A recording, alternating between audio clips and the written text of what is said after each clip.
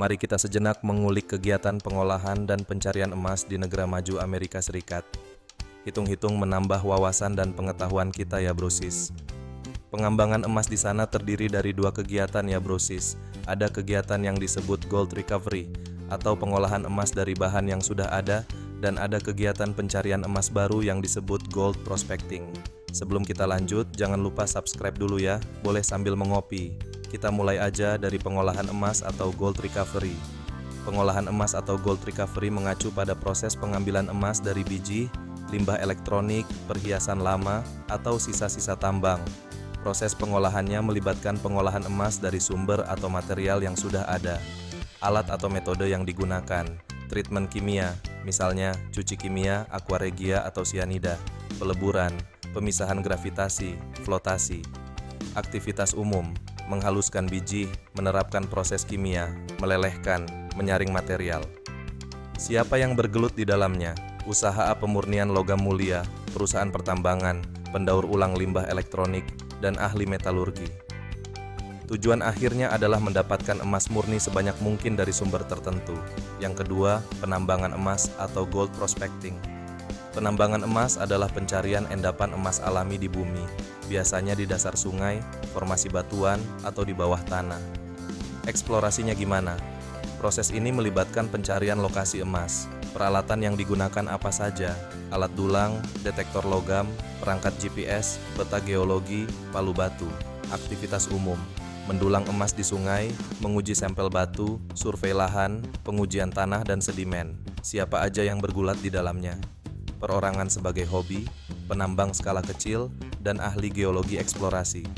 Tujuan akhirnya adalah menemukan sumber emas baru yang layak tambang atau diekstraksi. Ringkasnya, gold prospecting, mencari di mana ada emas baru. Gold recovery, mendapatkan emas dari sesuatu bahan yang ada. Di Amerika Serikat, baik pencarian emas maupun pemulihan emas dipraktekkan, namun memiliki tujuan yang berbeda dan digeluti oleh kelompok-kelompok yang berbeda. Gold recovery di Amerika Serikat biasanya dilakukan oleh operasi industri atau perusahaan pengolahan emas, berfokus pada mendapatkan emas dari biji tambang, limbah elektronik, komputer, handphone, perhiasan lama dan scrap, melibatkan proses kimia, peleburan atau pendauran ulang, mematuhi regulasi lingkungan yang ketat, khususnya untuk pengolah secara kimia, seperti pengolahan kimia sianida. Operatornya siapa? Perusahaan tambang emas besar, misal perusahaan Newmont, usaha pendaur ulang dan pengolah logam mulia, beberapa usaha kecil yang khusus di dalam pengolahan emas limbah elektronik. Gold prospecting di Amerika Serikat populer di negara-negara bagian barat seperti California, Alaska, Nevada, dan Colorado. Sering mereka adalah perorangan yang hobi atau kegiatan skala kecil. Diizinkan pada lahan umum tertentu, khususnya mematuhi Undang-Undang Pertambangan Umum tahun 1872. Berfokus pada mengeksplorasi dan menemukan emas di alam, sungai, tambang lama, lembah bukit. Area pencarian, pendulangan rekreasi di sungai, misal Sungai Amerika di California. Pendeteksian logam di padang pasir dan daerah tambang lama, penambangan usaha skala kecil di dasar sungai. Siapa yang menggelutinya? Perorangan yang hobi, pencari emas di akhir pekan. Penambang skala kecil perusahaan eksplorasi yang mencari deposit yang lebih besar. Secara skala ekonomi, gold recovery lebih penting secara komersial dan memberikan sumbangan yang signifikan pada ekonomi Amerika Serikat. Gold prospecting lebih populer dengan perorangan, kelompok kecil, dan penghobi. Tren di Amerika Serikat sekarang ini, gold recovery, khususnya dari materi daur ulang, berkembang karena harga emas terus naik dan tuntutan untuk pelestarian alam. Gold prospecting tetap menjadi bagian yang disukai dalam sejarah Amerika dan kultur kegiatan outdoor, namun jarang menguntungkan, kecuali deposit yang besar ditemukan. Kesimpulannya ya brosis, di Amerika Serikat, pencarian emas dinikmati secara luas sebagai suatu kegiatan eksplorasi, rekreasi, atau skala kecil, sementara pengolahan emas disukai untuk operasi bisnis dan komersial yang serius, karena secara langsung menghasilkan emas yang dapat digunakan atau dijual. Mengapa pengolahan emas dari limbah elektronik di Amerika Serikat berjalan dengan baik? Karena Amerika Serikat memiliki konsumsi barang elektronik yang tinggi, smartphone, laptop, tablet. Orang-orang sering melakukan pemutakhiran, sehingga menghasilkan banyak perangkat bekas terbuang. Perangkat elektronik mengandung sejumlah kecil emas pada konektor, motherboard, dan prosesor. Meskipun kecil per perangkatnya, emas tersebut terdapat pada jutaan items. Misalnya, 1 ton limbah elektronik dapat mengandung lebih banyak emas daripada 1 ton biji tambang.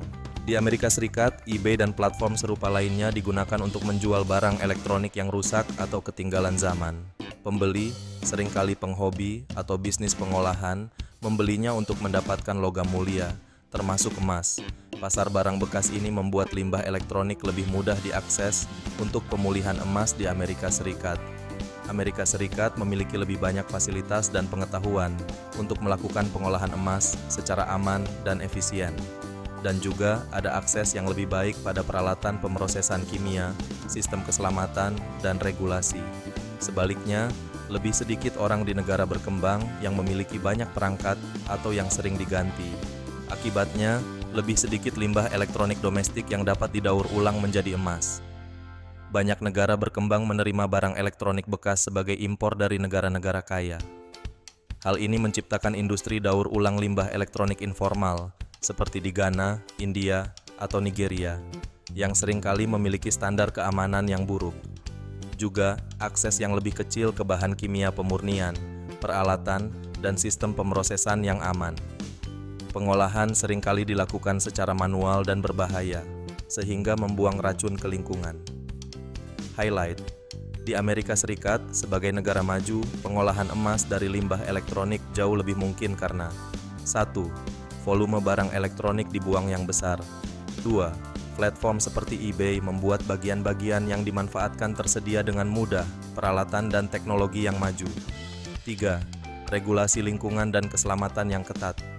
Sebaliknya, negara-negara berkembang memiliki akses yang terbatas pada limbah elektronik dan cara-cara pengolahan yang aman, membuat pengolahan emas menjadi lebih sulit dan berbahaya, meskipun terdapat permintaan global yang besar. Sekian dulu ya brosis, jangan lupa untuk like, subscribe, dan komen ya di bawah ini.